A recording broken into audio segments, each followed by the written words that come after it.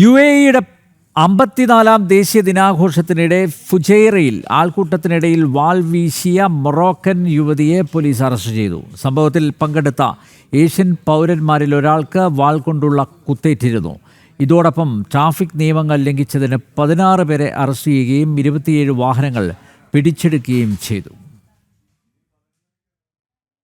Fujairah അൽ ഫിക്കത്തിൽ നടന്ന UAEയുടെ 54-ാം ദേശീയ ദിനാഘോഷങ്ങൾക്കിടെ ആൾക്കൂട്ടത്തിനിടയിൽ വാൾ വീശിയ 23-കാരിയായ Moroccan യുവതിയുടെ ദൃശ്യങ്ങൾ സമൂഹ മാധ്യമങ്ങളിൽ വൈറലായതോടെയാണ് പോലീസിന്റെ പിടിയിലായത്.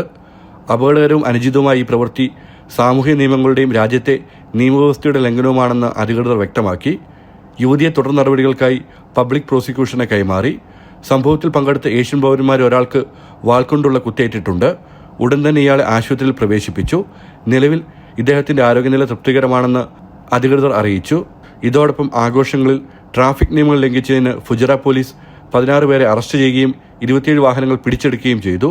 റോഡുകളിൽ അപകടകരമായ രീതിയിലുള്ള ഡ്രൈവിംഗ്, അഭ്യാസ പ്രകടനങ്ങൾ, മത്സരയോട്ടം, അനാവശ്യമായ ശബ്ദമുണ്ടാക്കുക, സുരക്ഷാ മാനദണ്ഡങ്ങൾ പാലിക്കാതെ വാഹനങ്ങൾ മോഡിഫൈ ചെയ്യുക തുടങ്ങിയ നിയമലംഘനങ്ങളാണ് അധികൃതർ കണ്ടെത്തിയത്. അറസ്റ്റിലായവരെ തുടർ നടപടികൾക്കായി പബ്ലിക് പ്രോസിക്യൂഷന് കൈമാറി. ജനം, ദുബായ്.